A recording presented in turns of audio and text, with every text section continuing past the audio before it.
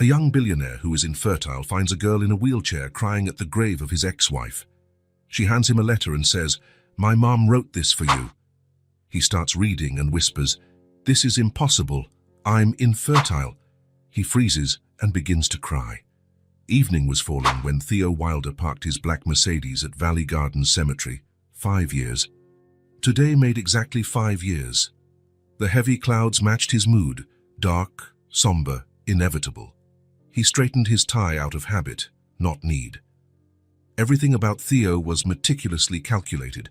The tailored Italian suit, the Patek Philippe watch, even the way he styled his dark brown hair that, at 34, already showed a few grey strands at the temples. Once a year, he allowed himself this moment of weakness, a visit, a silent acknowledgement. He picked up the bouquet of white lilies from the passenger seat. The scent hit his nose, sweet, pure, fleeting. Lara had always preferred lilies. As he walked among the rows of headstones and funerary statues, Theo checked his watch. 5:30 in the afternoon. In an hour, he'd be back at the office for a video conference with investors in Tokyo. Life didn't stop, not even on this day. Lara's grave was beneath an old oak tree. Simple, elegant, like her. Theo took a deep breath, preparing himself for the moment. 5 years, and it still hurt. Not in the same shattering way as before, but like a scar that never truly fades. That's when he noticed something different. Someone was there, a small figure near the headstone. Theo frowned. In 5 years, he had never encountered another person at that spot. Lara's few relatives lived far away, and friends, well, their marriage had driven many away. As he drew closer, the figure became clearer. A child. A little girl, maybe 6 or 7, sitting in a wheelchair. Her light brown hair was braided into 2 uneven pigtails.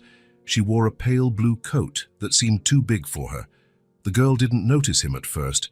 She was focused on Lara's photo on the headstone. She held a white envelope in one hand and in the other, a small bouquet of pink roses. She was speaking softly to the picture, as if sharing a secret. Theo cleared his throat gently. The girl turned, startled.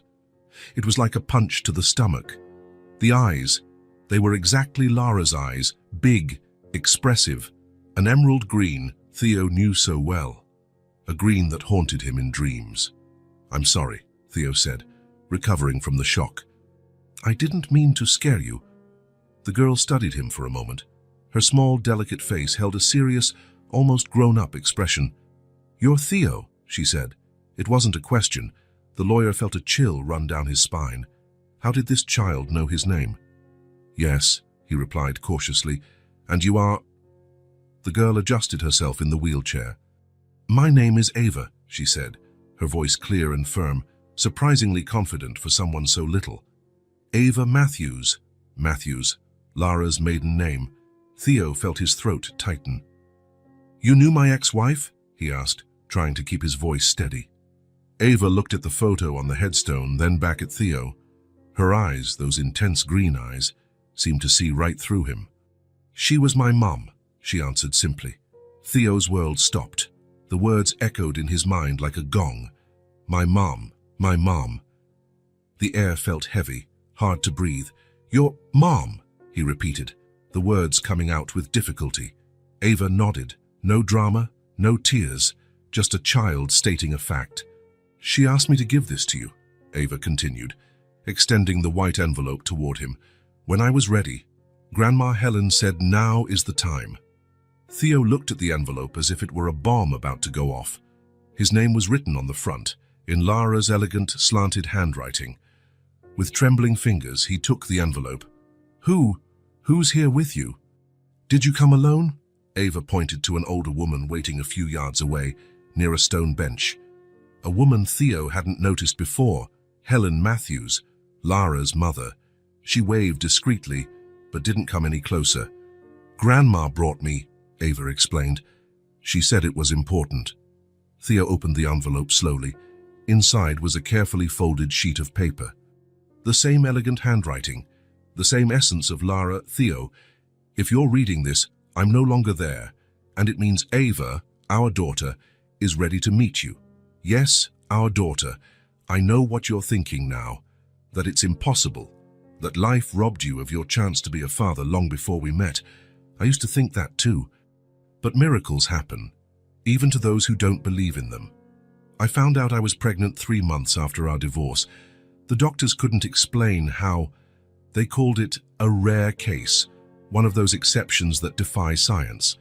I didn't tell you because you were moving on, because you always said you didn't want children, even before you found out you couldn't have them. Because I thought it would be easier this way. I was wrong. Ava deserves to know her father, and you deserve to meet the amazing daughter you have. Forgive me for hiding this from you. I hope one day you'll understand. With love, Lara. The paper trembled in Theo's hands. His eyes burned, his vision blurry. A tear fell, then another.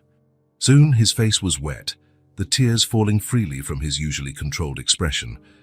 It was the first time he had cried since Lara's funeral. He looked at the girl, at Ava, who watched him curiously.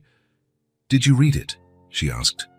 Theo nodded, trying to regain control, but he couldn't stop his chin from trembling. "You're my dad," Ava said, just as directly as before.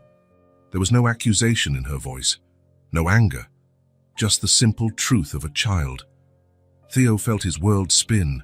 It was impossible, completely impossible. The doctors had always been clear. His condition was irreversible. This can't be true," he murmured, more to himself than to the girl. "I'm infertile, since I was 16. A fever, a complication." Ava tilted her head, as if trying to solve a difficult puzzle. "Mom said I'm a miracle," she replied simply, extending the pink roses toward him. Theo looked at the flowers, at the letter, at the child, her green eyes, the shape of her chin, the slight furrow of her brow when she was focused exactly like him. "This is impossible," he whispered, his voice barely audible. "I'm infertile." But there she was, a small and fragile girl in a wheelchair, with his ex-wife's eyes and his own jawline, offering him roses and a truth that destroyed everything he thought he knew about his life. Theo Wilder's perfectly ordered and controlled world had just come crashing down. Helen Matthews's house was in a quiet neighborhood on the outskirts of the city, a modest 2-story building with light-toned walls and white-framed windows. The front yard was small but well kept, with rows of roses along a low wall. A newly installed access ramp replaced the 3 steps leading to the entrance, its wood still unmarked by frequent use. Theo stopped his Mercedes at the curb in front of the house, turned off the engine, and stayed seated. His hands still gripped the steering wheel tightly, his knuckles white with the pressure. It had been 3 days since the cemetery encounter. 3 days of sleepless nights, muddled thoughts, and endless questions. 3 days spent reviewing old medical records that confirmed his condition, infertility. A definite diagnosis since he was 16, the result of a complicated rheumatic fever. Doctors had been clear, practically 0 chance of natural conception. It was a sentence he had silently carried all his adult life.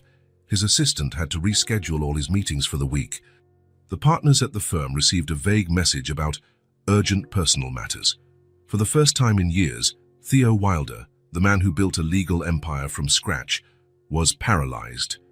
"Stop stalling," he muttered to himself, finally getting out of the car. The crisp morning air did little to calm his racing heart. Every step toward the front door felt weighted by the envelope inside his suit jacket pocket.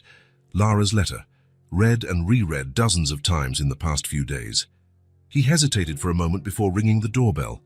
The sound echoed inside the house, followed by the soft shuffle of approaching footsteps. The door opened. "You came," Helen Matthews said. There was no surprise in her voice, only a resigned calm. "I knew you would."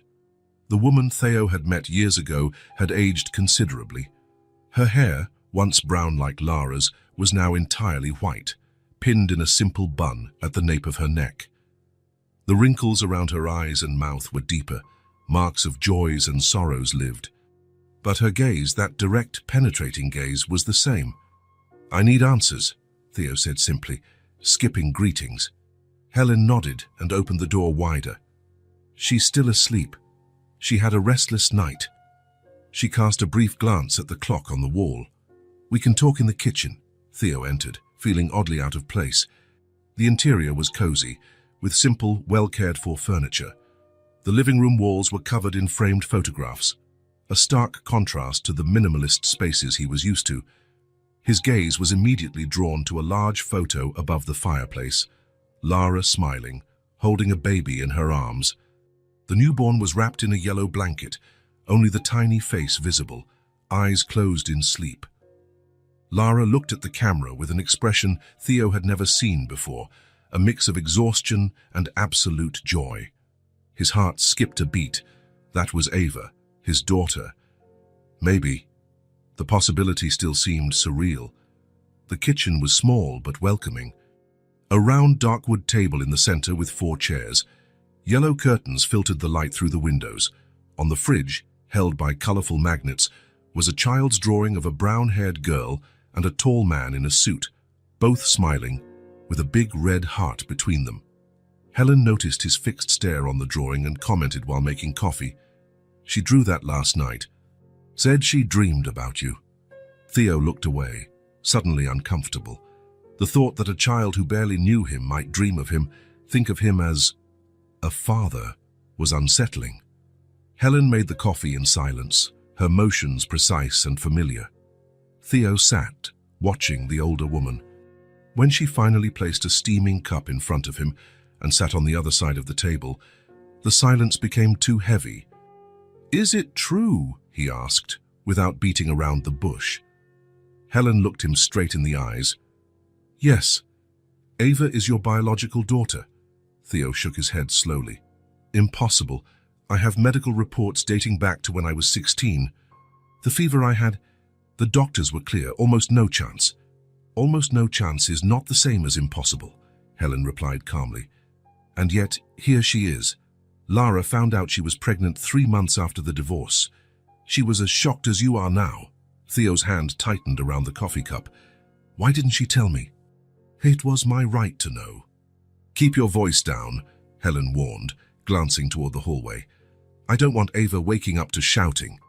Theo took a deep breath, trying to control the anger rising in his chest. "Why didn't she tell me?" he repeated, quieter but no less intense. Helen sighed deeply, running her fingers along the rim of her own cup.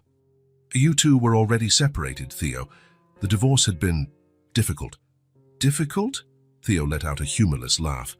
"It was hell, but that doesn't justify hiding my daughter from me." "Lara had her reasons," Helen said, her tone firmer. "You always made it clear you didn't want children. That was before I found out I couldn't have them, even after. Lara told me about the night you got the final test results. She said you seemed almost relieved." The memory hit Theo like a punch. He had been 25 when he finally decided to investigate why they had never conceived, despite years without protection. The confirmation of infertility came as a final verdict. He remembered telling Lara, in the bedroom of the apartment they shared, "Well, at least now we know we never have to worry about that." Back then, he thought he was being strong, practical. It wasn't relief, it was defense, a way to hide the pain. But Lara had interpreted it differently. "She was wrong," he murmured, more to himself than to Helen. There was a moment of silence. Helen held her coffee cup with both hands, as if seeking warmth even though the morning was already warm. When she discovered the pregnancy, Lara was confused, scared. She saw 3 different doctors. They all said the same thing. It was one of those rare, almost impossible cases. 1 in a million. She paused, taking a sip of coffee before continuing. "She considered telling you. She called your office twice. The first time, your secretary said you were in an important meeting. The second time, you were traveling to Tokyo or Hong Kong, I don't quite remember. She should have insisted," Theo countered. "Something this big." Then came the news about your new case, that big lawsuit against a pharmaceutical corporation.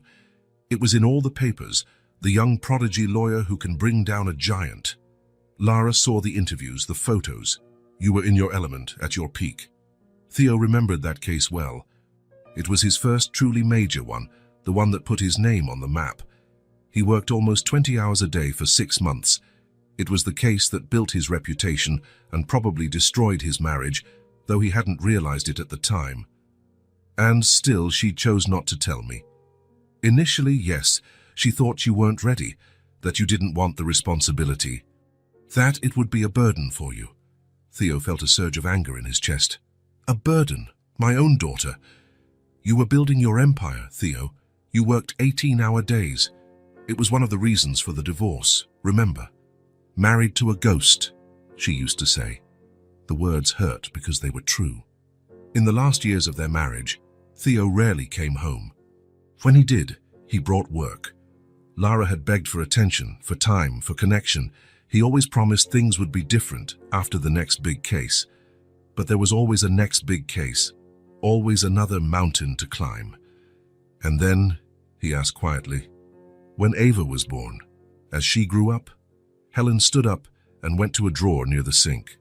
She returned with a thick envelope, yellowed by time. Lara wrote to you many times, letters she never sent. She pushed the envelope toward him. Sometimes, she even drove to your office with Ava in the car. She'd sit there, watching from a distance. She never had the courage to go in. Theo took the envelope with trembling hands.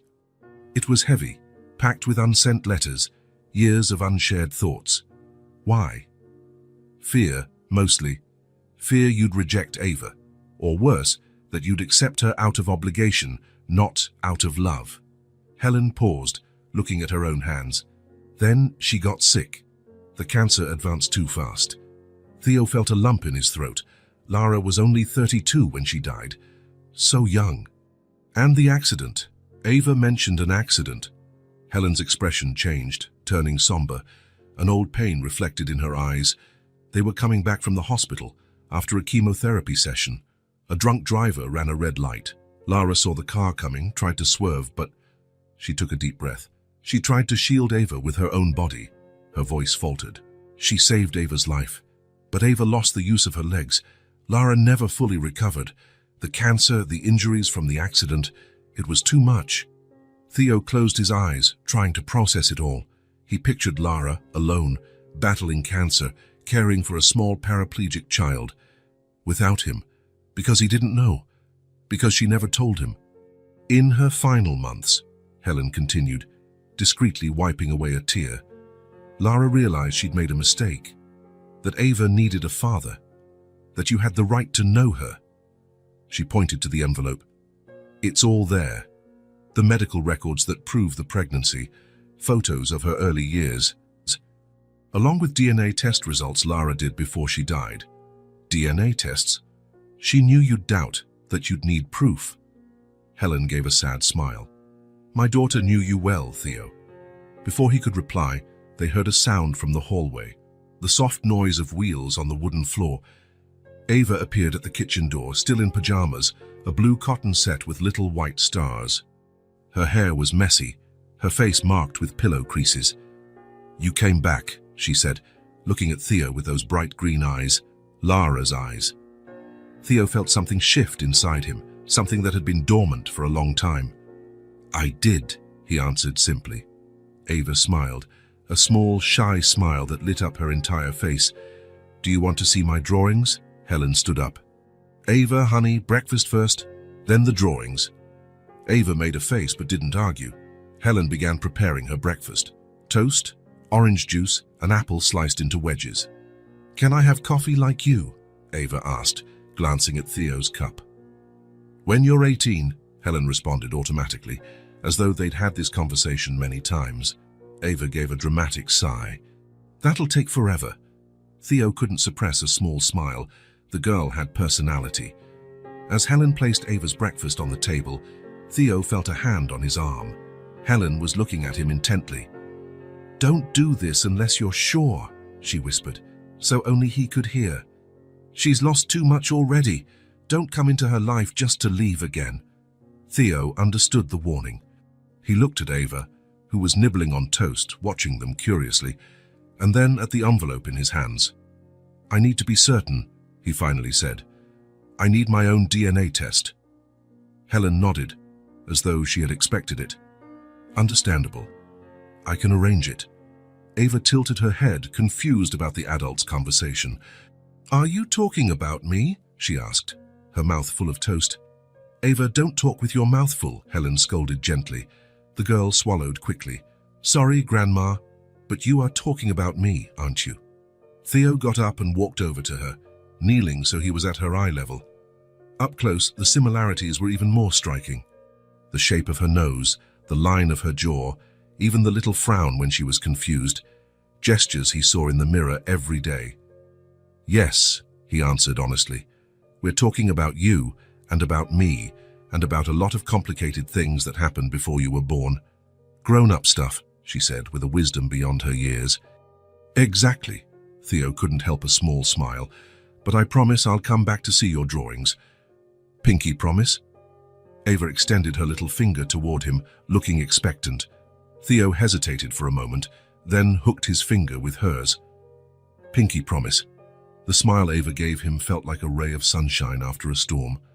"Va comme voir." A week later, Theo sat in his office on the 40th floor of a mirrored glass building in the city center. The place that had always been his sanctuary, his center of power, felt different now. Colder. Emptier. The afternoon sun filtered through the windows, casting bright patterns on the dark marble floor. On the tempered glass desk, perfectly organized as always, was a white envelope. The lab's logo was printed in the upper corner. His name appeared in neat, formal letters. The DNA test results. He had spent the entire week in a state of suspension. He couldn't work, couldn't sleep, barely ate.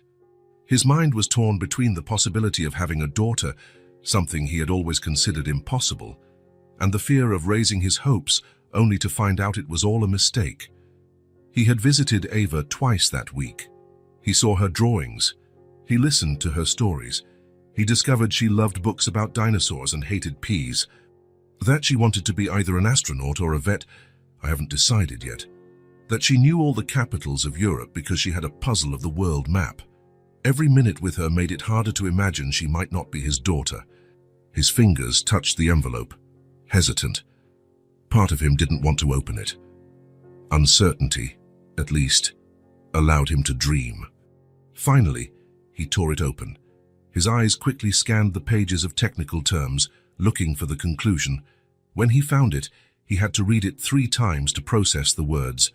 Probability of paternity, 99.99998%. The room began to spin. Theo let the paper fall onto the desk and covered his face with his hands.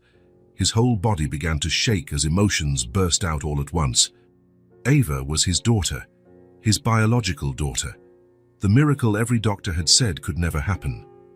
For the first time in years, maybe the first time since childhood, Theo Wilder cried openly. Deep sobs that came from a place buried long ago. He cried for all the lies he'd believed about himself. He cried for the lost time, for the first steps he never saw, the first words he never heard, the birthdays he never celebrated. He cried for Lara, who had faced it all alone when she didn't have to. He was so absorbed in his sorrow that he didn't hear the door open. He only realized he wasn't alone when he felt a hand on his shoulder. Rachel, his assistant for 8 years, looked at him with concern. In all that time, she had never seen him like this. No one had... "Mr. Wilder, are you all right?" Theo wiped his eyes quickly, but it was too late to hide the tears. "Cancel all my appointments for the rest of this week," he said, his voice still choked up. "And for next week, too." Rachel looked at him, then at the paper on the desk, then back at him. She nodded slowly. "Yes, sir." When the door closed, Theo remained still for a long time. The sun was setting, casting long shadows across the office. Finally, he picked up the phone and dialed Helen's number. "She's my daughter," he said as soon as she answered. There was no need for explanations. "I know," Helen replied softly. "Can I come over tomorrow?" I need to see her. She'll be happy. She's talked about you every day." When he hung up, Theo walked to the window. The city stretched below him, millions of lives, millions of stories. And somewhere in that sea of lights was a little green-eyed girl who had changed everything. What once seemed impossible was now breathing right before him. The future had completely transformed in a single moment. He had a daughter, and nothing else mattered. Theo's routine changed completely in the following weeks. Meetings now ended promptly at 5 in the afternoon. His driver already knew the route, 20 minutes from downtown to the quiet neighborhood where Ava and Helen lived. At first, the visits were short, almost formal. Theo arrived with gifts, books about dinosaurs, solar system puzzles, a small telescope. Ava received each one with sparkling, curious eyes, but Theo realized she valued his presence more than any object. "You don't need to bring presents every time," Helen remarked one afternoon, watching Ava play in the garden with a set of toy animals he had brought. "I don't know what else to do," he confessed. "I have so much time to make up for." "Time," Helen smiled gently. "That's exactly what she needs. Not things, just time." He took the advice to heart. On the next visit, he arrived empty-handed but with the entire afternoon free. Together, he and Ava assembled a 1,000-piece puzzle, a picture of the Milky Way. It took hours. At some point, Theo noticed night had already fallen outside, and he hadn't checked his phone even once. "Can I ask you something?" Ava said, concentrating on fitting a particularly tricky piece. "Sure." "Did you and my mom like each other a lot?" The question caught him off guard. "Yes," he answered after a moment. "We liked each other very much. Then why did you separate?" Theo took a deep breath. How to explain divorce to a 6-year-old, how to talk about emotional distance, different priorities, prolonged absences. "Sometimes," he began slowly, "two people can like each other a lot but can't make it work. Like puzzle pieces that look like they fit but don't." Ava nodded, as if it made perfect sense. "Like this blue piece that looks like it belongs in the sky but actually goes somewhere else." "Exactly." She was quiet for a moment, then said, "Mom talked about you." Theo's heart sped up. "Really? What did she say?" "That you were very smart. And you worked really hard to help people, and that sometimes you had sad eyes." She looked at him, like now. Across the room, Helen watched silently, knitting what looked like a scarf. Her eyes, so much like Lara's, held a mix of tenderness and concern. The visits became more frequent, 2-3 times a week. Theo rearranged his schedule, delegated cases, and shocked his partners by requesting leave. For someone who had always put work above everything, it was a remarkable transformation. One sunny Saturday, he took Ava to the park. Logistics he had never considered came up, checking wheelchair-accessible paths, ensuring there were adapted restrooms, loading and unloading the wheelchair. But it was all worth it when he saw her joy feeding the ducks by the pond. "Mom used to bring me here," Ava said, throwing small pieces of bread to the eager ducks. "She knew the names of all the different birds." "Really?" Theo smiled. "Which ones did she teach you?" Ava pointed at different birds around the pond, naming each one. "That one's a sparrow, that one's a robin, and the tall one with the long neck is a heron." She paused. "Mom said birds are like little angels, sky spies." Theo felt a lump in his throat. That was exactly the kind of thing Lara would say. Poetic, imaginative, filled with magic. "Your mom was very special," he managed to say. "I know," Ava replied simply. "She's in heaven now, but she still takes care of me." Then, with the disconcerting ease children have, she changed the subject. "Can we get ice cream?" In the weeks that followed, Theo discovered a new world through Ava's eyes. The city he'd known for years looked different now, full of details he had never noticed before. The chalk drawings on the sidewalk, the balloon vendor in the square, the shapes of clouds Ava insisted looked like exotic animals. More surprising than anything was how he felt after each visit. Tired, yes, but a different kind of tired than from work. It was a good tired, satisfying, complete. "Are you getting attached to her?" Helen commented one evening, while Theo waited for Ava to finish getting ready for bed. It wasn't a question. "Yes," he admitted. "She's extraordinary. She's like her mother. Not just physically, she has the same spirit. And some things from me, too," Theo added, surprised by the pride in his own voice. "That stubborn streak when she wants to figure out how something works. The way she furrows her brow when she's focused. Helen smiled. I've noticed that, too. A comfortable silence settled between them, something that would have been impossible weeks ago. Move in with me, Theo said suddenly, surprising even himself with the words. Helen raised her eyebrows. What? My house is too big for one person. There's more than enough room. I can adapt everything for Ava, ramps, elevators, whatever is needed. Theo, that's a big step. You can't make decisions like that on impulse. It's not impulsive. I've been thinking about it for weeks. He walked over to the window, looking out at the small yard where Ava played during the day.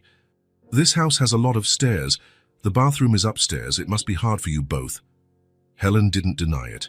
Her eyes revealed the fatigue of years carrying a child up and down stairs, adapting a house never designed for a wheelchair. Besides, Theo continued more gently, I want to be present. I want to make up for lost time. What about your job? Your life, Helen asked, worried. You built a world without room for a child or an elderly woman. Then I'll build a new one. The firmness in Theo's voice surprised them both. A better one. At that moment, Ava appeared in the living room doorway, already in pajamas, holding a storybook. Grandma, can you read to me? That one about the princess and the dragon. Then she noticed the serious expressions on the adults' faces. Is everything okay? Theo and Helen exchanged a glance. Then Helen smiled. Everything's fine, sweetheart. Actually, I think your dad has something to ask you. It was the first time she had referred to Theo as Ava's dad. The word echoed in the room, loaded with meaning. Theo approached Ava, kneeling so he was at her eye level. Ava, how would you feel about living in my house? You and Grandma Helen. The girl's eyes widened. In your big house? With the garden you showed me in the pictures? Yes, we'll make some changes so it's easier for you to move around, and you'd have your own room to decorate any way you want. Ava looked at Helen, then back at Theo. Her small face held an unusual seriousness for her age. Grandma would come here too. Of course, we wouldn't separate you. And can I bring all my books and Mr. Bubbles? Mr. Bubbles was her goldfish in a small tank on her bedside table. All your books and definitely Mr. Bubbles. Ava considered the offer for a moment, then gave a decisive nod. Okay, we can go. The simplicity of her response made the adults smile. For Ava, it was that simple. A new adventure with the people she loved. Later, when Ava was asleep, Helen and Theo sat on the porch, watching the stars start to appear in the night sky. Are you sure about this? Helen asked again. It's a huge responsibility. A life-changing move. My life has already changed, Theo answered simply. From the moment I saw Ava at the cemetery, the choice was made. The path ahead, though unknown, felt clearer and brighter than any future he had ever imagined for himself. Theo Wilder's mansion was in an exclusive part of the city, surrounded by a large, well-maintained garden. The imposing architecture, 3 stories of modern or minimalist lines with floor-to-ceiling windows, usually impressed visitors. It was the kind of residence featured in design magazines, a perfect symbol of success and sophistication, and of loneliness. For the 5 years he lived there, Theo had never called it home. It was just the house, an address to return to after long hours at the firm. The elegantly expensive furniture was rarely used. The gourmet kitchen served only to heat up pre-made meals. The multiple guest rooms never hosted visitors. Now everything was about to change. We have a lot of work to do, Theo told the architect as they walked through the first floor. I need everything adapted in 2 weeks. The architect, an older man who had done other projects for Theo, seemed surprised. 2 weeks? For renovations of this size, money is no issue, Theo responded simply. Hire as many crews as necessary. The plan was ambitious. Ramps at the entrances, an elevator connecting the 3 floors, widening doorways, a complete renovation of 2 bathrooms for support rails, and accessible showers. The master bedroom on the 2nd floor, the sunniest room, would be transformed into a space for Ava. And I want that wall painted with a mural of flowers, Theo added, pointing to the main wall in the room. The architect made notes on his tablet. Any specific kind of flowers? Theo hesitated. Which flowers would Ava like? He realized with some sadness that he didn't yet know such simple details about his daughter. Something colorful and cheerful. I'll confirm the details later. That evening, when he visited Ava and Helen, he casually asked which flowers she liked best. Sunflowers, she answered without hesitation, because they're tall and always face the sun. The next day, the architect got detailed instructions. The wall should have a field of sunflowers from floor to ceiling, with some butterflies and bees among the blossoms. It should look like the window opens onto a real garden, Theo explained. The days that followed were full of noise, dust, and intense activity. Theo was deeply involved in the process, inspecting every detail, making adjustments, demanding changes when something wasn't right. For someone known for delegating tasks, his participation surprised everyone. A week before moving in, he took Ava and Helen to see the house. When the car stopped at the entrance, Ava's eyes went wide. "You live here?" she asked, astonished. "We live here," Theo corrected her with a smile. "Shall we go inside?" The new ramp at the main entrance was the first adaptation Ava noticed. Wide enough for her chair, with a gentle slope she could manage on her own. The smile she gave Theo as she went up unassisted made every penny worth it. Inside, the house was unrecognizable. The open spaces, once cold and impersonal, now had color and texture. The main living room had more comfortable sofas and a big coffee table perfect for games and puzzles. A brand new bookshelf displayed the growing collection of children's books Theo had been buying over the last few weeks. "And here," he said, guiding them to a discreet panel on the wall, "is the elevator. It'll take us to all floors of the house." Ava looked at the elevator in fascination. "Can I press the button?" "Sure, this one's to go up." When the doors opened on the second floor, Theo felt an unusual nervousness. "Your room is this way," he said, guiding Ava down the hallway. "I hope you like it." Opening the door, Ava's reaction was all he could have hoped for. Her eyes lit up at the mural of sunflowers, painted so realistically they seemed to sway in the breeze coming through the window. The new bed was at a perfect height for transferring from her wheelchair. A special adjustable desk stood near the window. Low shelves within her reach held books, games, and favorite toys that Theo had brought from the old house. "Is all this for me?" Ava asked, still taking in the room. "All for you," Theo confirmed. "You can change anything you don't like." Ava shook her head slowly. "I don't want to change a thing. It's perfect." While Ava explored her room, touching the books and admiring every detail of the mural, Helen approached Theo. "You really thought of everything," she said, her voice husky with emotion. "I tried," Theo replied, "but I know I still have a lot to learn." Helen smiled, placing a hand on his arm. "We're all still learning, Theo." That's how it works.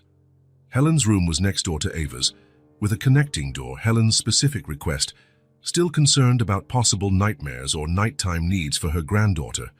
The space was elegant and comfortable, with soft colors and a small reading nook by the window. "Now there's just one more thing," Theo announced, as they returned to the ground floor. He led them to a door opening onto the back of the house. "This part wasn't ready when we started, but it just got finished yesterday." Stepping outside, the backyard revealed a complete transformation. Wide, flat stone paths cut through the lawn, perfect for a wheelchair. Raised flower beds showed off a variety of blooms and aromatic herbs. In the center, a small fountain created the relaxing sound of running water. And there, in the sunniest corner of the garden, stood a small patch of real sunflowers, their golden faces turned toward the late afternoon light. "So you never forget to look toward the sun," Theo said softly to Ava. The following days were spent packing up and moving. Personal furniture, clothes, books, toys, memories. Helen and Ava's entire life was transferred to a new space. Theo oversaw everything, making sure each special item was handled with care. On the first official night in the new house, they sat together for dinner. The dining table, which Theo had previously used only to spread out documents when working at home, now served its original purpose. Helen had prepared the meal, insisting it was her contribution to this new chapter. Ava chattered about all her plans for her new room, the garden, the books she wanted to read. Her excitement was contagious. Helen added occasional comments, looking more at ease in the new environment. Theo watched it all with a strange feeling in his chest. That table had never witnessed such conversations. Those walls had never echoed with a child's laughter. For the first time since he bought that imposing mansion, Theo felt truly at home. It wasn't the address, nor the expensive furniture, nor the award-winning architecture that made it home. It was this: voices, laughter, shared plans, family. The house, once cold and empty, was finally coming to life. The days in the new house quickly turned into weeks. A routine formed: breakfast together before Theo left for the office, family dinners, bedtime stories. Helen managed the home during the day, while Ava attended a new school nearby, better equipped for children with special needs. For the first time in his adult life, Theo left work on time.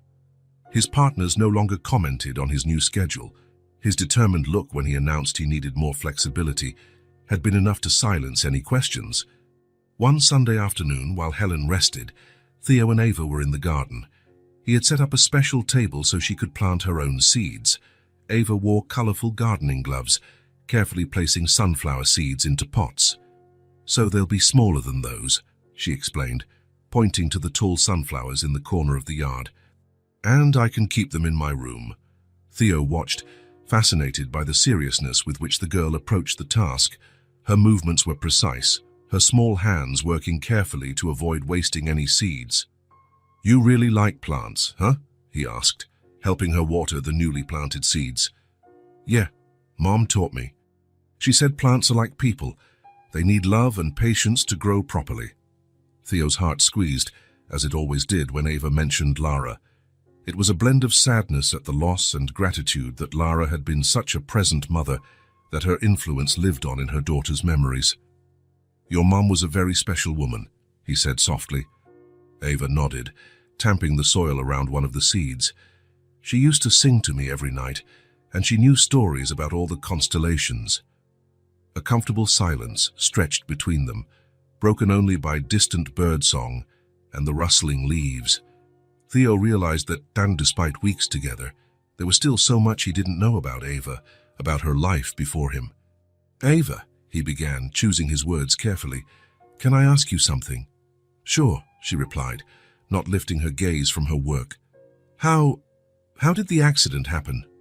The one that made you need a wheelchair?" Ava's little hands froze for a moment. She kept her head down, eyes fixed on the flower pots in front of her. Theo immediately regretted asking. Was it too soon? "Too insensitive. You don't have to talk about it if you don't want to," he added quickly. "No, it's okay," Ava replied, her voice small but firm. Finally, she looked up at Theo. "It happened when I was 3. She removed her gloves, placing them carefully on the table. Her now free hands began to fidget with the hem of her t-shirt, a gesture Theo recognized as a sign she was nervous. "We were in a car accident. Mom was taking me home from the hospital." "Hospital?" Theo asked gently. "She was getting treatment for the cancer." Ava pronounced the word cautiously, like something she had learned to say but didn't fully understand. It was raining really hard. A car came really fast and hit ours. Her green eyes, so much like Lara's, grew distant, as if seeing something beyond the sunny garden. Mom tried to protect me with her body. I remember her shouting my name and throwing herself over me. Theo felt his throat tighten. The image of Lara, ill, trying to protect their little daughter with her own body, was devastating. I woke up in the hospital and she never came back. Ava's voice wavered slightly, but there were no tears in her eyes. Theo realized she had probably told this story before, multiple times, processing the trauma until she could speak without falling apart. "The doctors said I'd never walk again. My legs won't listen to my brain anymore." She said it with a simplicity that broke Theo's heart, so young to understand such permanent, definitive realities. But then, to his surprise, Ava smiled, a small but genuine smile. "Grandma said now I walk on wheels like a magical bicycle. That I can go faster than anyone if I want." Theo couldn't stop his own tears. The resilience of this child, her ability to find light even in the darkest circumstances, was astonishing. "Your grandma is a very wise woman," he he managed to say. Sometimes I dream that I'm running, Ava continued, with surprising naturalness. Running really fast through a field of flowers. Yeah, it's strange, because I don't remember what it's like to really run. I was too little when I still could. Theo moved closer, kneeling to meet her gaze. Ava, you're the strongest person I've ever met. Did you know that? She frowned, confused. But I'm small, and there are lots of things I can't do by myself. Strength isn't just about muscles or doing everything alone, Theo explained. It's about how we face hard things, how we keep going, even when it's painful. Ava thought about this for a moment. Like you when you found out about me. Grandma said it was hard for you to believe. Theo smiled, again amazed at her perceptiveness. Exactly, it was very hard for me. But you made it easier. You know, your smile, your courage. Ava reached out and, with surprising tenderness, wiped away a tear that was rolling down Theo's cheek. The gesture, so grown up from such a small child, made more tears fall. Don't be sad, she said. Mom always said remembering her should bring happiness, not sadness. And now I have you and Grandma, and a new house, and sunflowers. Theo took a shaky breath, trying to regain control. This child, his daughter, kept astonishing him with her wisdom and her capacity to truly live despite everything she had lost. You're right, he finally said. And you know what? Maybe we can plant more flowers here. Maybe an entire bed like in your room. Ava's face lit up. We can. All different colors. All the colors in the world. And can I help choose them? Of course. You'll be the garden's chief designer. Ava laughed, a sound Theo was quickly learning to cherish as one of the most precious in the world. She turned back to the pots of seeds, explaining exactly how much sun and water each would need. Watching her, Theo made a silent promise. He couldn't change the past. He couldn't bring back Ava's mother or her ability to walk, but he could ensure her future was as bright as possible, that she would never again lack love, security, or opportunities. From the kitchen window, unnoticed by them, Helen watched the scene. She saw Theo's tears, Ava's gentle touch, the serious conversation followed by smiles. When she saw them laughing together over the pots, she felt a peace she hadn't known in years. At last, Lara could rest. Her daughter was in good hands. Theo's decision to officially register Ava as his daughter came naturally. After 2 months living together, their bond grew stronger every day. The connection, initially fragile, was now solid, as real as the blood they shared. Helen first brought it up during dinner. Have you two thought about the name issue? She asked casually, pouring more juice for Ava. Theo frowned. What issue? The last name, Helen explained. Ava has her mother's last name, Matthews, but now that she's living with you, I can change my name, Ava interrupted, her green eyes wide at the possibility. Theo looked at her, realizing this was an important topic. Yes, you can if you want. We could add my last name to yours. I'd be Ava Matthews Wilder, she tested the words, smiling as she heard them. Exactly. Or just Ava Wilder, if you prefer. The girl pondered the options with seriousness. I think I want both. To have a bit of Mom and a bit of you. A lump formed in Theo's throat. That sensitivity, that deep understanding of the importance of names and what they represented. Extraordinary for someone so young. Ava Matthews Wilder, he agreed. It sounds perfect. But the process wasn't as simple as adding a name. As a lawyer, Theo knew the legal procedures required. Formal acknowledgement of paternity, then amending the birth certificate.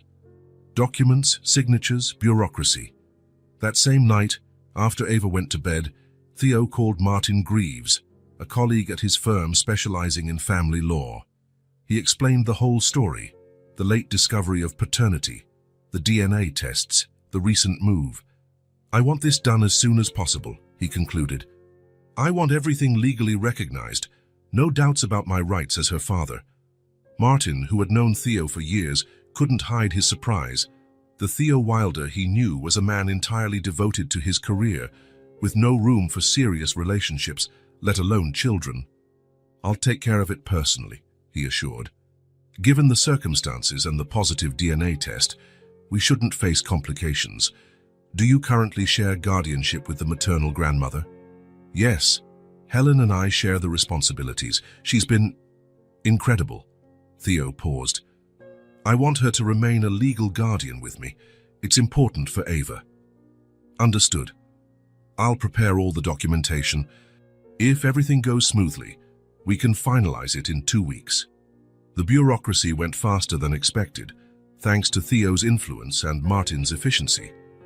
In 10 days, all the documents were ready for the final signatures at the registry office. On the morning of the big day, Ava was especially excited. She chose her favorite dress, blue with little white stars, and asked Helen for elaborate braids in her hair. I need to look pretty to become a Wilder, she explained seriously. Theo, who wore impeccable suits every day, spent extra time on his appearance that morning. He chose a blue tie to match Ava's dress, a detail she noticed immediately and approved with a bright smile. At the registry office, Martin waited by the entrance, a folder of documents in hand. He greeted Theo formally but bent down to talk to Ava at eye level. So you're the famous Ava. Your dad can't stop talking about you at the office. Ava looked at Theo, both surprised and delighted by the information. Really? Theo felt his ears heat up. It was true. Over the past months, any conversation at work eventually led him to mention Ava. Her school achievements, a clever remark she made, her progress in the piano lessons she had recently started. Maybe I talk about you a little bit, he admitted. The registry official greeted them with professional efficiency, but her expression softened upon seeing Ava in her wheelchair, looking around with curiosity. So we're formalizing the recognition of paternity and the name change, she said, checking the documents. Ava Matthews will now be Ava Matthews Wilder. Theo signed where indicated. Helen, as Ava's legal representative, also signed confirming her consent. The official stamped, recorded, then offered a special pen to Ava. You need to sign too, sweetie. Write your name here. Ava looked at the pen with awe. Carefully, she wrote her name in block letters, each character painstakingly formed, thanks to the handwriting lessons at school. When she finished, she admired her work proudly. All done, the official announced with a smile. Officially, your name is now Ava Matthews Wilder. Ava clapped her hands, her face glowing with happiness. Helen had tears in her eyes. Martin patted Theo on the shoulder, murmuring congratulations, before discreetly stepping away to give the family a private moment. As they left the office, the late morning sun warmed them. Theo pushed Ava's chair along the path to the car, while Helen walked beside them, holding the paperwork in a folder. Am I really yours now? Ava asked suddenly, turning her head to look at Theo. He stopped, went around and kneeled in front of her chair. Their eyes were now level. You always were, he answered simply. The paperwork just tells everyone else what we already knew. Ava smiled, reaching out her arms. Theo hugged her, feeling her small body against his, smelling the scent of her children's shampoo, her heart beating fast like a tiny bird. I love you, Dad, she whispered in his ear, the first time she'd used the word without hesitation or shyness. Theo felt something break free inside him, like a weight he'd carried for years, finally dissolving. I love you too, sweetheart, he replied, his voice unsteady. The days that followed brought a new lightness to the house. It was as though the official recognition had set something free in all of them. Helen seemed more at ease, as if a secret worry had finally been resolved. Ava talked constantly about her new name, practicing her signature on every scrap of paper, and Theo. Theo found a happiness he never thought possible. New routines formed naturally between father and daughter. Every morning before breakfast, Theo helped Ava with her physical therapy exercises, movements to keep the leg muscles active and prevent atrophy. He memorized each movement and the correct number of repetitions from her physical therapist. You're better than Dr. Patrick, Ava commented one morning, while Theo gently flexed her knee. He's always in a hurry. Well, I have a very special patient, Theo replied, tickling her belly and making her burst into laughter. Sundays became special breakfast day. Theo, who barely knew how to fry an egg before Ava came into his life, now experimented in the kitchen, creating pancakes in fun shapes, often more blob-like than the animals he intended. much to Ava's delight. "Is that an elephant or a cloud?" she asked, giggling. "It's clearly an elephant riding on a cloud," Theo would respond with mock dignity, prompting more laughter. Saturday afternoons became drawing time. Theo had no artistic talent, but he found he enjoyed coloring the outlines Ava created. They sat together at the big table, papers scattered everywhere, colored pencils and markers forming a rainbow of possibilities. Ava drew with intense concentration, her tongue poking out one corner of her mouth when she was especially focused. "This is you in court," she once explained, showing Theo a drawing of him with a black cape. "Fighting for people's rights." Theo smiled, touched by how she viewed his work, far more noble and heroic than the reality of corporate contracts and mergers. When the weather turned chilly, they introduced the hot chocolate ritual at dusk. Helen had a special recipe with cinnamon and a hint of vanilla. They sat on the covered porch, watching the rain or wind in the trees while warming their hands around steaming mugs. Ava recounted her school day, her new friends, what she'd learned. Sometimes she asked about Lara, little things, like her favorite color or whether she liked to sing. Theo and Helen answered honestly, keeping her memory alive without turning her into a sad ghost. Evenings were story time. Theo discovered a knack for inventing fantastic tales, adventures of princesses in wheelchairs who saved entire kingdoms, scientists who discovered distant planets, magical animals that secretly talked only to special children. "One more?" Ava always asked, even when her eyes were already heavy with sleep. "Tomorrow," Theo promised, kissing her forehead. "Dream of tonight's story, and tomorrow we'll have a new one." At work, colleagues noticed the change in Theo. The man who used to arrive first and leave last, who lived for cases and clients, now had strict limits. He left on time, refused meetings at certain hours, and left social events early. "I have a more important commitment," he'd simply say when asked. Some clients complained about his reduced availability. Theo wasn't fazed. He delegated more cases, trained his team to handle responsibilities he once monopolized. His efficiency, surprisingly, improved. Limited time forced him to be more focused and productive. One particularly stressful afternoon at the office, tangled with a complicated case and demanding clients, Theo received a call from Helen. "Ava wants to talk to you," she said. "It's nothing urgent. She's just excited to share something." Ava's voice burst on the line, excited. "Dad, guess what? I won the writing contest at school. The teacher said I'm getting a trophy on Friday. Can you come?" The day's stress instantly melted away. "I wouldn't miss it for the world," Theo promised. "What was the theme?" "My hero," Ava answered. "I wrote about you. I called you my heart lawyer." Something shattered and reassembled inside Theo at that moment. "Heart lawyer?" "Yeah, because you defend people in court, but you also take care of my heart." The teacher thought it was beautiful. She said it was very creative. When the call ended, Theo stood by the office window for a long moment. The sun was setting over the city, bathing the buildings in golden light.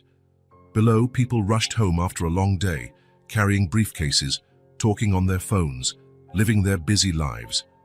He used to be one of them, always rushing, always thinking about the next case, the next achievement, living for a future that never truly arrived.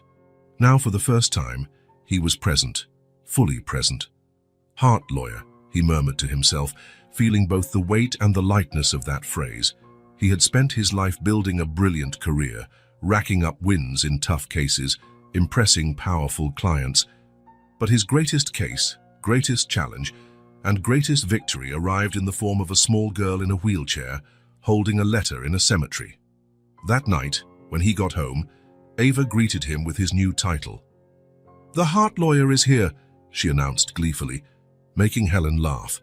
Theo grinned, kneeling down to kiss the top of her head. "How was the rest of your day, my award-winning writer?" As Ava eagerly narrated the day's events, Theo realized a simple, profound truth. Love can be complicated in its origins, complications and losses. But in its essence, in daily practice, love is surprisingly simple. It was being present.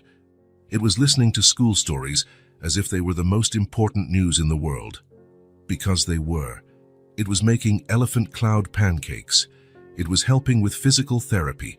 It was inventing bedtime stories. It was being called Heart Lawyer and realizing he had finally found his true purpose.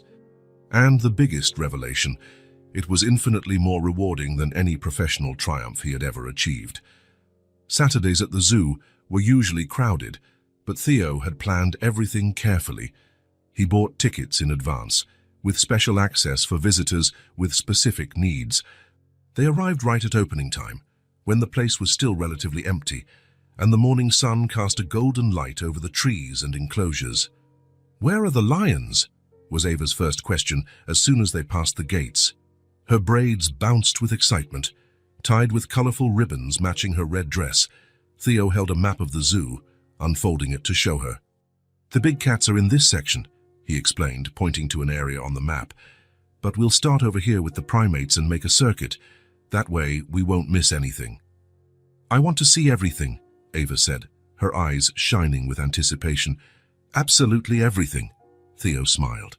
"Theo, then let's begin." The zoo was well designed for accessibility, with flat, wide pathways making it easy to maneuver her chair. Ava insisted on pushing her own wheelchair most of the time, "to work my arms," like the therapist said. But Theo took over on slight slopes or when she got tired. In the primate section, they stopped in front of a family of gorillas. The large male sat impassively in the center of the enclosure, while a smaller female played with a baby. "He looks like you when you're thinking about a tough case," Ava commented, pointing to the serious-looking male gorilla. Theo laughed, pretending to be offended. "I'm insulted. I'm not that serious." "Yes, you are," Ava insisted, giggling. "Especially when you're reading documents with your glasses on the tip of your nose." Theo hadn't realized she'd been watching him so closely. It was both strange and wonderful to be seen through a child's eyes. Details he didn't even notice about himself. She captured perfectly. At the next section, the elephants made a strong impression on Ava. She fell silent for a long time, observing a large female gently guiding her calf with her trunk. "They never forget," she said quietly at last. "I read that in a book. Elephants have really good memories." "They do," Theo confirmed. "Like me," she continued thoughtfully. "I still remember Mom, how she smelled, her voice. Even though I was really little when she went away," Theo felt that familiar squeeze in his chest. These observations popped up sometimes, catching him off guard. Insights into how Ava's mind processed her loss, how she kept Lara alive in her memories. "That's a gift," he said softly, "to remember her." Ava nodded. "It's like a treasure nobody can see, but it's always with me." Then, typically abrupt, she changed the subject. "Can we see the penguins now?" The penguins were a total hit. Ava giggled non-stop, watching them slip into the water and waddle awkwardly on land. One of the keepers was feeding them and came over to the fence to talk to the kids. "This one is May," she explained, pointing to a particularly eager penguin. "He's our newest resident, arrived from an aquarium in the south." "Is he alone?" Ava asked, concerned.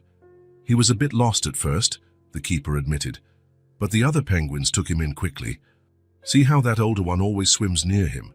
Ava observed, fascinated, the older penguin that seemed to be looking out for the newcomer.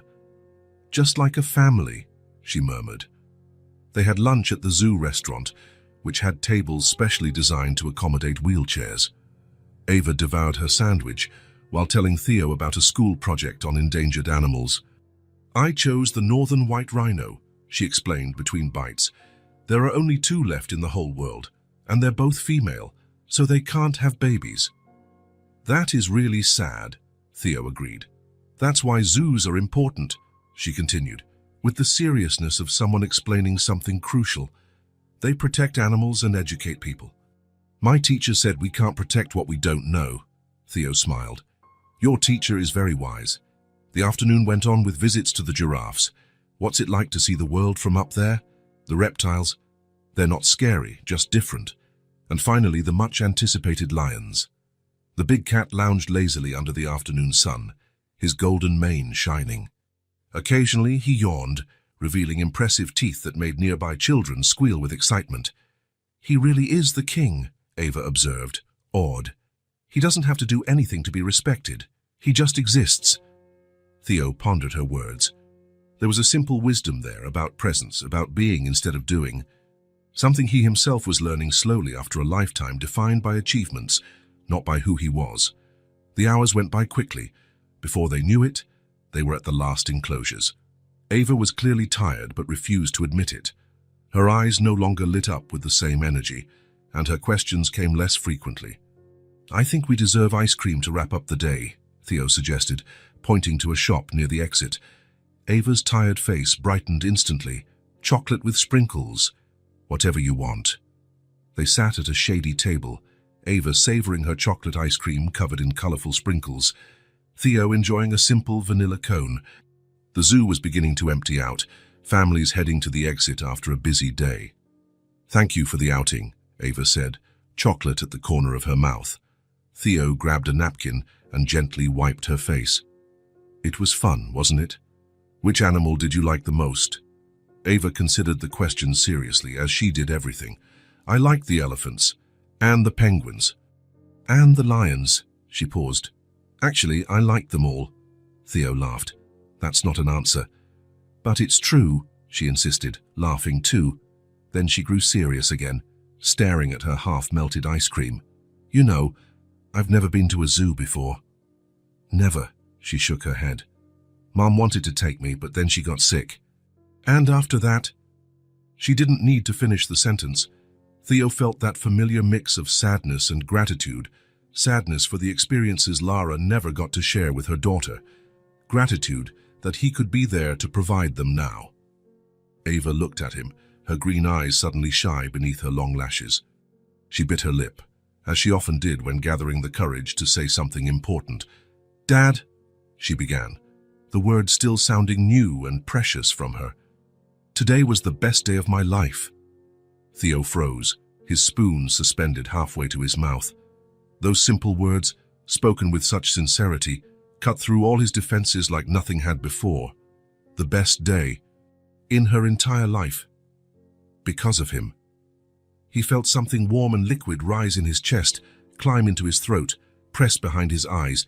He tried to speak but found no words. Instead, he put down the spoon, reached across the table, and gently took Ava's small hand in his. He lowered his head, trying to hide the tears now rolling freely down his face. "Don't be sad," Ava said, concerned, squeezing his hand. Theo shook his head, still unable to look up. "It's not sadness," he finally managed to say, voice hoarse. "It's love. Love makes you cry?" "Sometimes," he answered, finally looking at her.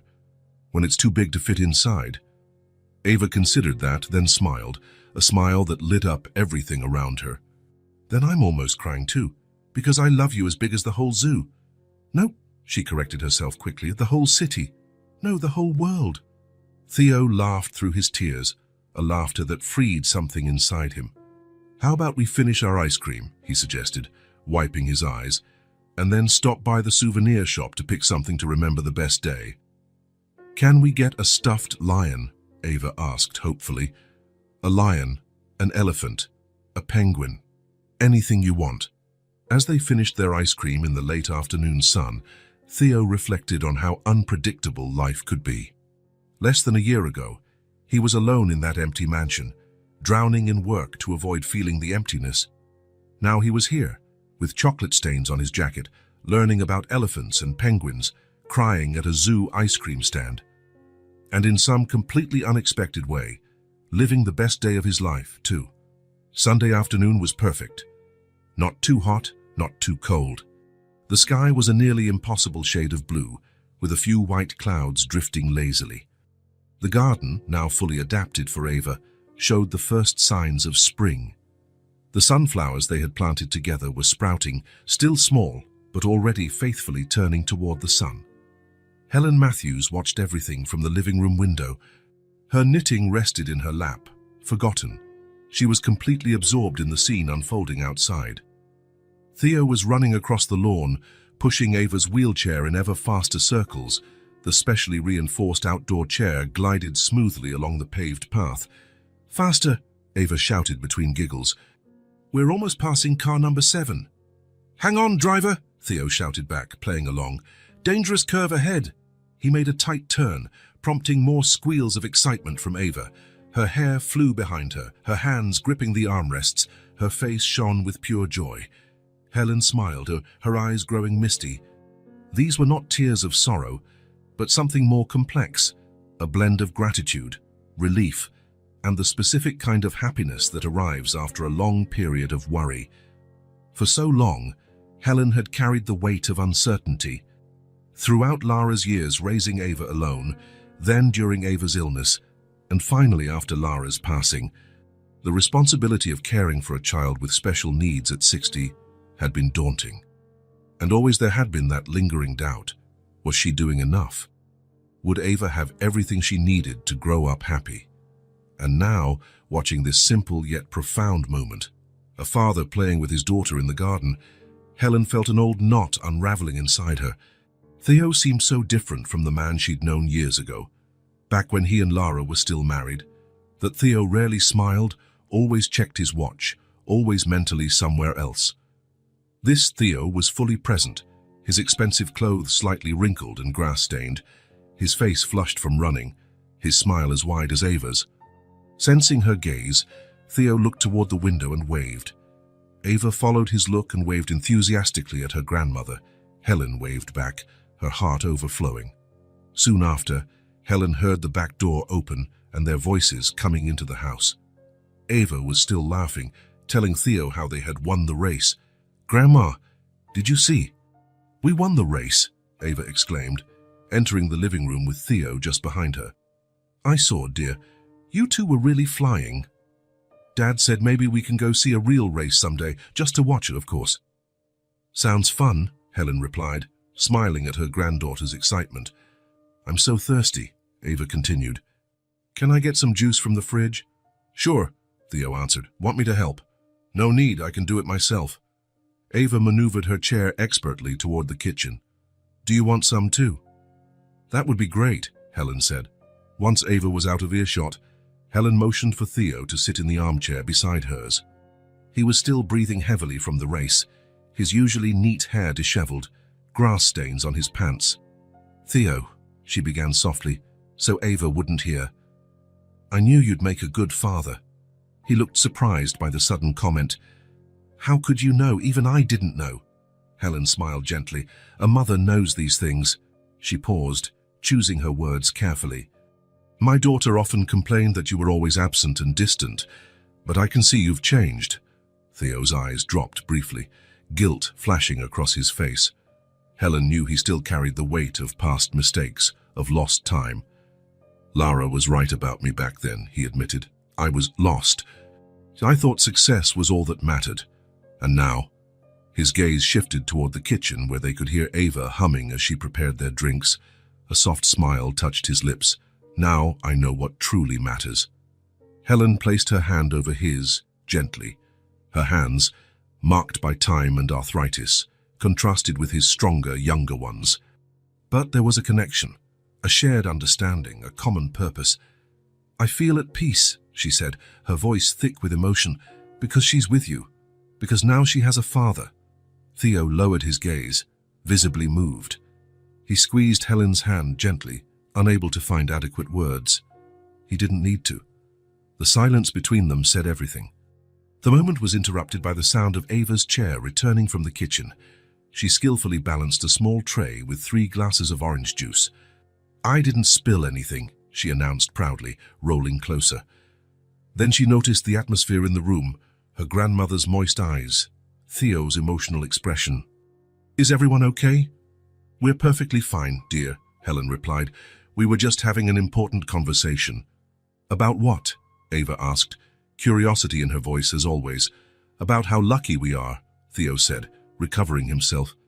"Because we're a family." Ava's eyes lit up. "We really are a family, right?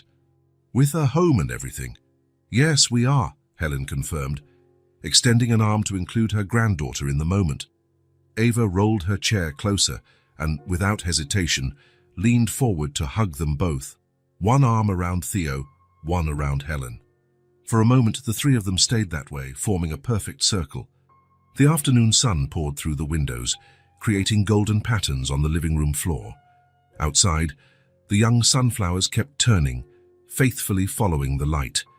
Inside, time seemed to stand still in that embrace. Helen closed her eyes and inhaled deeply. She could feel Lara's presence somehow, not as a sad ghost, but as a silent blessing, an approval. Her daughter had always wanted this, for Ava to have a complete family, a present father, a safe home. Now, at last, that wish was fulfilled. As they broke the hug, Ava carefully handed out the glasses of juice, making a small ceremony of the task. "Let's make a toast," she suggested, "like in the movies." "And what shall we toast to?" Theo asked, joining her playfulness. Ava thought for a moment, then raised her glass solemnly. "To our family." "To our family," Theo and Helen echoed in unison, tapping their glasses against hers. The sound of the toast echoed in the sunny room, a simple sound, but one that marked the beginning of something precious and lasting. That afternoon remained a cherished memory, the moment they truly became a family, not out of obligation, not by circumstance, but by choice, by love. A real home, finally complete. Morning came earlier than usual at the Wilder house. It was still dark when the light in Ava's room switched on. Helen was already up, carefully organizing everything with the attention of someone who understands how important rituals can be for children. The new uniform lay neatly on the chair, navy blue skirt, white blouse, and a sweater with the embroidered crest of Wellington School. Next to it, the already packed backpack with brand new notebooks, colored pencils arranged by shade, a pencil case with colorful pens, all precisely organized the way Ava insisted on doing the night before. "Did you sleep well?" Helen asked, helping her granddaughter sit on the edge of the bed. Ava shook her head. "I dreamed I forgot how to talk, and nobody understood me." Helen smiled sympathetically. "Those kinds of dreams are normal when you're nervous about something new." She began to help her with her socks. "Feeling anxious?" "A little," Ava admitted, biting her lower lip, a gesture she'd inherited from Lara. "What if the other kids don't like me? What if they think my chair is weird?" Helen tied the laces of her new shoes perfectly. "They'll think you're amazing because you are. And about the chair." She paused, meeting Ava's eyes. "Remember what we always say. It's just a different way of getting around," Ava recited, as though it were a well-learned lesson. "Exactly. Plus, you can show them those awesome moves you do in the hallway." Ava smiled, the first genuine smile of the morning. Downstairs, Theo was making breakfast with exaggerated focus. Star-shaped pancakes, freshly squeezed orange juice, fruit cut into fun shapes. As though the perfect breakfast could somehow guarantee a perfect first day for Ava at her new school. He was more nervous than she was, though he tried not to show it. Over the last few weeks, he had visited the school multiple times, checking every detail, the accessibility of classrooms, the teachers' training, the emergency protocols. Wellington School had been chosen after a thorough search, the best in the area for children with special needs, recognized nationwide for its inclusion program, with a staff that had proven experience. Even so, the anxiety remained. As a lawyer, Theo was used to controlling variables, predicting possibilities, preparing for every contingency. But sending his daughter into a new environment, full of unknown kids, was completely out of his control. "Special breakfast," he announced, as Ava and Helen entered the kitchen. Ava, in her new uniform, looked at the elaborately set table and smiled. "The pancakes have eyes and smiling mouths," Theo confirmed. "Happy pancakes for a happy first day." Helen shared a knowing look with him over Ava's head. They were both trying to keep the mood light, masking their own worries so as not to fuel hers. Breakfast was quieter than usual, each person lost in their thoughts. Ava ate little, pushing the smiling pancakes around her plate. Theo checked the clock repeatedly, calculating the travel time, wanting to arrive neither too early nor too late.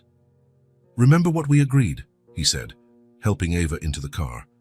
"If there's any problem, the school has my number and Grandma's. Just let the teacher know." Ava nodded seriously. "I know your phone number by heart and Grandma's. And I know you're the most important lawyer in the city, so they'll answer quickly." Theo laughed, surprised by her logic. "It's not exactly how it works. But sure, they'll answer quickly because you're the most important student at that school. Helen adjusted Ava's backpack on her lap. Ready to make new friends? I think so, Ava replied, not fully convinced. Then, as if remembering something, she asked, Grandma, will you be home when I get back? Of course, my love. I'll make your favorite cookies for snack time. The little wrinkle of worry between Ava's eyebrows relaxed a bit. The drive to school had never felt so short. In minutes, they were at Wellington School's large red gate, where other children and parents converged for the start of the academic year. Some kids cried, clinging to their parents. Others ran off happily to greet friends. Teachers welcomed students with warm smiles. The principal, Mrs. Martinez, approached as soon as she spotted them. She already knew Ava from previous visits. Good morning, Wilder family, she greeted warmly. Especially good morning to you, Ava. I'm so happy to see you on your first day, ready to meet your class and new friends. Ava looked at the principal, then at the busy courtyard filled with kids, some glancing curiously their way. Almost unconsciously, her hand sought Theo's, gripping it tightly. Could we have a minute? Theo asked the principal. Mrs. Martinez smiled understandingly. Of course. I'll be right over there whenever you're ready. Take your time. When they were alone, Theo kneeled to meet Ava's gaze. Hey, it's all going to be okay, all right? Remember what we talked about. Being new at school is hard for everyone, but it passes. What if they laugh at my chair? Ava asked, voicing her biggest fear. If anyone laughs or says something hurtful, you tell me. We'll handle it together. He held her small hands in his. But you know what? I think you'll be surprised. Kids are curious. They'll ask questions, but usually they accept differences much faster than adults do. Ava nodded, her green eyes locked on his, absorbing his words. What if someone asks about my mum? The question caught Theo off guard. It was a possibility he hadn't considered. You answer whatever you feel comfortable sharing. You can say she's in heaven, or just say you don't want to talk about it yet. Whatever your heart tells you. Maybe I'll say I have the best dad in the world, and he's my heart lawyer. A small smile appeared on her face. And that grandma makes the best cookies ever. Theo smiled, warmth flooding him at those simple words. Perfect. He gently adjusted the ribbon in her hair. And remember, you're amazing, Ava Matthews Wilder, smart, funny, and brave. Anyone who doesn't want to be your friend is missing out on an awesome friendship. Her smile grew. Really? Absolutely. He stood, offering his hand. Ready? Ava took a deep breath, as she'd been taught to do when anxious. Ready. Together they walked toward Mrs. Martinez, who waited patiently. She began explaining how the day would go, the schedule, the planned activities. She mentioned that Ava's teacher, Miss Collins, had prepared a special welcome activity. Crossing the courtyard, some children glanced curiously at Ava in her wheelchair. A girl with curly hair waved shyly, and to Theo's surprise, Ava waved back. Reaching the spot where parents usually said goodbye, Ava squeezed Theo's hand again. Her eyes, now tearful, searched his. Will you wait for me? She asked, her voice small and vulnerable. Theo felt a lump in his throat. In that moment, all the meetings, obligations, and duties filling his schedule felt utterly irrelevant. Only one thing mattered. Always, he replied, meaning it with all his heart. Ava smiled, seemingly reassured by his response. She leaned forward in her chair to hug him tightly, her small arms wrapped around his neck. I love you, Dad. I love you too, my star. Then, with one last look, he let her go. He watched as Mrs. Martinez led Ava across the courtyard toward the classroom. He saw other kids approach her. Curious, he saw the first shy smile Ava gave the curly-haired girl. He remained there, motionless, long after the gate closed. Feeling, for the first time, what millions of parents feel in that moment. Pride and apprehension, the certainty that nothing would be the same again. His daughter was taking another step into the world, a step away from him yet carrying him along. Always, he whispered softly, a promise to Ava and to himself. Life found its rhythm in the Wilder household. 3 months had passed since Ava's first day at school, and she already had friends, took part in class activities, and came home daily with lively stories about what she learned.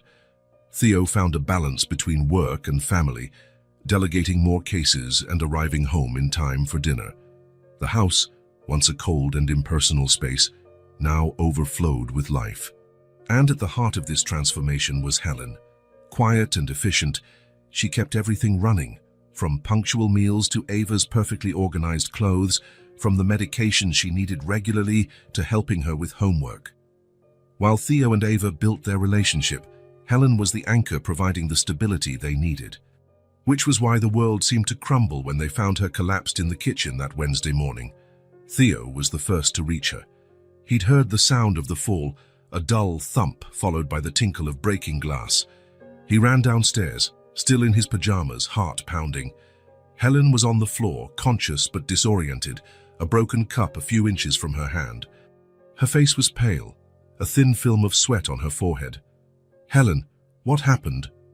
He knelt beside her, quickly checking for any visible injuries. "I'm fine," she muttered, trying to sit up. "Just a little dizzy spell. It'll pass." But when she tried to stand, her legs gave out again. Theo caught her by the shoulders, preventing another fall. "You're not fine." "I'm calling an ambulance." "Don't overreact," Helen protested weakly. "I don't want to scare Ava." But the girl was already there, her wheelchair stopped at the kitchen entrance, eyes wide with fear. "Grandma!" Her small, trembling voice broke Theo's heart. "What happened to Grandma?" "She's not feeling well, sweetheart. So I'm calling a doctor." While Theo called emergency services, Ava rolled up to Helen, who was now sitting on the floor, propped against a kitchen cabinet. With surprising gentleness, the girl took her grandmother's hand in hers. "You'll be okay, Grandma," she said, echoing the words she'd heard from adults so many times. "The doctors will make you better." Helen managed a faint smile, squeezing Ava's hand. "Of course they will, my love. Don't worry." But there was something in her eyes, a shadow, a knowledge. Theo recognized immediately. Helen knew it wasn't just a passing dizzy spell. The ambulance arrived in 10 minutes that felt like hours. The paramedics were efficient and kind, explaining each step to Ava, who watched them with scared, attentive eyes. As they lifted Helen onto the gurney, she clutched Theo's hand. "Take care of her," she whispered. "Don't let her see if it's, you know." Theo nodded, throat tight. "I'll go with you in the ambulance." "No," Helen insisted firmly. "Stay with Ava. She needs you now. Call the neighbor to stay with her, then you two come to the hospital." Theo hesitated, torn between two obligations, but Helen's look left no room for argument. He nodded again. The next few moments were a blur of activity. He phoned Mrs. Patel, their trusted neighbor who sometimes watched Ava. Helped Ava get dressed quickly, trying to maintain a calm he didn't feel. Within half an hour, they were on their way to the hospital. In the car, Ava was unusually quiet, staring out the window. "Grandma's going to be fine," Theo said, more to himself than to her. "The doctors will take care of her, like they took care of Mom." Ava's question came low, almost a whisper. Theo felt something cold and heavy settle in his stomach. How to answer that? How to promise anything he couldn't guarantee? "Every situation is different, Ava. Your grandma is strong and—" "Mom was strong too," Ava interrupted, her voice trembling. "She fought so hard. Grandma always told me that. But she still went away." The traffic light turned red, giving Theo a moment to compose himself. He turned to look directly at Ava. "I'm scared too," he admitted. "But we can't assume the worst before we know what's happening. We'll be by Grandma's side no matter what." Ava nodded, but Theo could see she was far from reassured. At the hospital, they were directed to the emergency waiting area. It was crowded, people with the same anxious expressions, some crying quietly, others pacing. Theo filled out forms, spoke with the receptionist, all while trying to keep Ava calm. An hour passed. Then 2. Finally, a tired-looking doctor called Helen's name. Theo pushed Ava's chair up to him. "Mr. Wilder, I'm Dr. Reynolds. Your mother-in-law is stable for now." "What happened to her?" The doctor glanced briefly at Ava, hesitating almost imperceptibly. "Could we talk over there?" He pointed to a quieter corner. "Ava, stay here for a moment, okay? I'll be right back." "No." Ava's voice rose, drawing eyes. "I want to know too. She's my grandma." Theo exchanged a look with the doctor, who nodded slightly. "All right, we'll go together." In that quieter spot, Dr. Reynolds explained the situation. Helen had suffered an ischemic stroke. A clot partially blocked blood flow to a part of her brain. They'd intervened in time to prevent severe permanent damage. But we also found other complications during the tests, the doctor continued, his voice professional yet compassionate. "Her blood pressure is consistently high, and there are signs of congestive heart failure. We also noticed some abnormalities in her liver that need further investigation." Theo tried to process it all. "What does that mean exactly? Will she recover?" The doctor chose his words carefully. "We can stabilize her condition, manage symptoms with medication. But given her age and these combined issues, we're talking about ongoing care, not a cure." "Is she going to die?" Ava's voice sliced through the conversation like a blade. Dr. Reynolds looked at the girl, his expression softening. "Not immediately, no. But your grandma will need special care from now on." Ava lowered her head, her hands clutching her wheelchair armrest so tightly her knuckles whitened. When she lifted her face, tears were rolling silently down her cheeks. "I don't want to lose Grandma too," she said, her voice breaking into a sob. "I can't lose anyone else." Theo felt his own heart breaking. He knelt in front of her chair, holding her small, trembling hands. "Ava, look at me," he said gently. When her eyes met his, he continued, "We'll do everything we can for Grandma, the best doctors, the best care. And no matter what happens, you will never be alone. Never. Understand? You have me now." "Promise?" she asked, her voice tiny. "I promise with all my heart." Ava hugged him then tightly, as though he were an anchor in a storm. Theo felt her tears dampen his shirt, and he let his own tears fall too. The following days tested everyone's endurance. Helen remained in the hospital for a battery of tests, and so the doctors could adjust her medication. Theo completely reshuffled his schedule, working remotely whenever possible, delegating cases, cancelling meetings. He split his time between the hospital, Ava's school, and the now oddly empty house without Helen. Ava, for her part, adopted a surprising determination. She made cards, drawings, and paper flowers to decorate her grandmother's hospital room. She asked to research Helen's medical conditions, wanting to understand. During visits, she kept the conversation going, sharing stories from school, reading books aloud, determined not to show her fear, but at night, alone with Theo, her guard dropped. The questions came, about death, about loss, about being alone.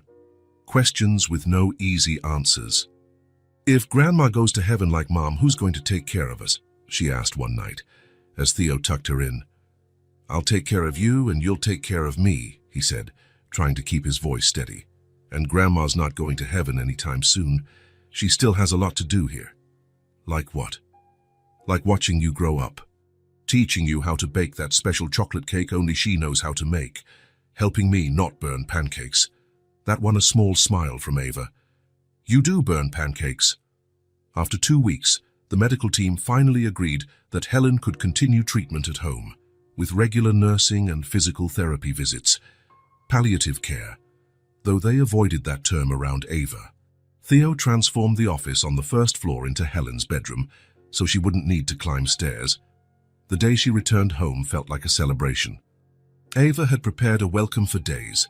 Drawings covered the walls of the new room, a paper flower wreath hung on the door, and her stuffed animals were strategically placed on the bed to keep Grandma company. When the ambulance arrived with Helen, Ava waited at the door wearing her favorite dress, her hair styled with matching bows. Theo realized she wanted to appear strong and happy for her grandmother, hiding the fear she still felt. Helen looked frailer, thinner, but her eyes lit up when she saw her granddaughter waiting. The paramedics helped her into a wheelchair, temporarily. They all insisted until she was fully stronger. Look at us, Helen joked when she was side by side with Ava, both in wheelchairs. We can race each other in the hallway now. Ava smiled, tears shining in her eyes. When the paramedics left and Theo went to sign some papers, she approached her grandmother, letting the cheerful mask fall away. I missed you so much, Grandma, she said, her voice trembling. The house wasn't the same without you. Helen took Ava's hand, her own eyes brimming with tears. I missed you too, my love, more than you can imagine. Theo returned, completing the circle. They stood there, the three of them, in the entrance hall, each at a different stage of life, each carrying fears and hopes, united by ties stronger than blood. 3 generations under one roof. A family united not by obligation or circumstance, but by choice, by love. Welcome home, Helen, Theo said softly. Thank you for bringing me home, she replied, glancing around with a mixture of emotion and gratitude. To our home. In that moment, despite the uncertainties still hovering over them, one certainty stood unshakable. They would face whatever came, together, like a family, as they should have all along. The Wilder house had never looked so colorful. Purple and gold balloons, Ava's favorite colors, floated against the living room ceiling, tied in clusters placed all around. Shimmering banners spelling Happy Birthday stretched across the walls. On the dining table, a 3-tiered cake was a work of art covered in blue frosting and little sugar sunflowers. It was Ava's birthday, 7 years old, her first birthday with her dad. Theo had never organized a children's party before, but he made up for the lack of experience with dedication. In the past few weeks, he had researched party themes, entertainers, decorations, and suitable gifts like he would a legal case, thoroughly. Helen, still fragile but determined to help, handled the menu, supervising the kitchen preparations from her chair. Now the house was full. Ava's new friends from school ran around the garden, playing games led by an entertainer dressed as a princess astronaut, a mashup that made sense only to 7-year-olds and delighted Ava completely. Some of Theo's colleagues gathered on the veranda, while parents of Ava's friends stood around the snack table. In the living room, Helen sat in her special armchair, surrounded by 2 longtime friends who visited often since she came home from the hospital. Her face, though weary, lit up each time she heard Ava's laughter from the garden. Theo moved among the groups, checking everyone's comfort and making sure nothing was missing. But his eyes kept returning to Ava, his daughter smiling in her wheelchair decorated with colorful ribbons, at the center of a circle of children who listened in admiration as she told some animated story. She looked so happy, Rachel, his assistant, remarked. She had become a frequent presence at the house after Helen's hospitalization. You've done a wonderful job, Theo. He shook his head, smiling. Ava does the heavy lifting. She has a gift for finding joy in everything. Just like her mother, Helen added, having overheard them. Lara always found the bright side, even in the hardest times. A comfortable silence fell among them, filled by the lively buzz of the party around. It no longer hurt to talk about Lara. She'd become a gentle presence, an honored memory, a legacy living on through Ava. When it was time to sing Happy Birthday, everyone gathered around the table. Ava, wearing a sky-blue dress and a flower crown round, seemed to glow. Her green eyes, Lara's eyes, sparkled with excitement as she watched Theo light the 7 candles. Voices rose in the familiar tune, echoing through the house with contagious joy.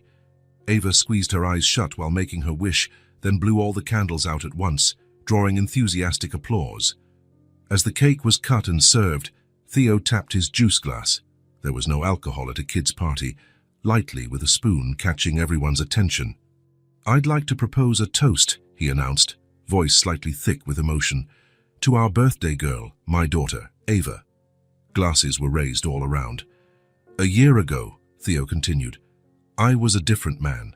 I thought I had everything, but I was wrong. I thought I had everything was wrong. He looked directly at Ava. But having everything is actually this. Our family, our home, this life we've built together. The room fell silent, wrapped in the sincerity of his words. To Ava, he concluded, raising his glass higher, who brought light to our lives. To Ava, the crowd echoed in unison. The girl beamed, her cheeks pink with joy.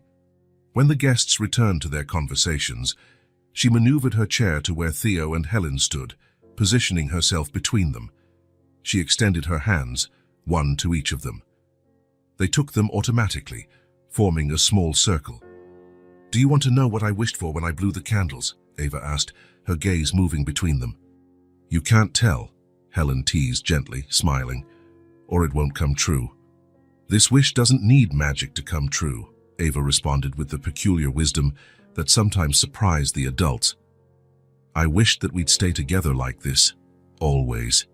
She squeezed the hands she held, then quietly added, "Mom must be happy I'm with you both." Theo felt a lump in his throat. Helen discreetly wiped away a tear. "I'm sure she is, my love," Helen replied, her voice trembling. Ava smiled, satisfied. "We're a family now, complete, at peace." In that moment, surrounded by the happy clamor of the party, joined in that small circle of hands, Theo felt a profound certainty settle in his heart. The path that led them here was unlikely, marked by loss and discovery, pain and joy. But each step, each decision, each moment, since that surprising encounter at the cemetery, had brought them exactly where they needed to be. A family, complete, at peace. A family not born in the traditional way, but built through daily choices, conscious love, acceptance of their flaws, and celebration of their joys. A true family. If this story touched your heart, subscribe to the channel and turn on notifications so you don't miss the next ones. Leave a like because it helps this story get recommended to more people. See you in the next story.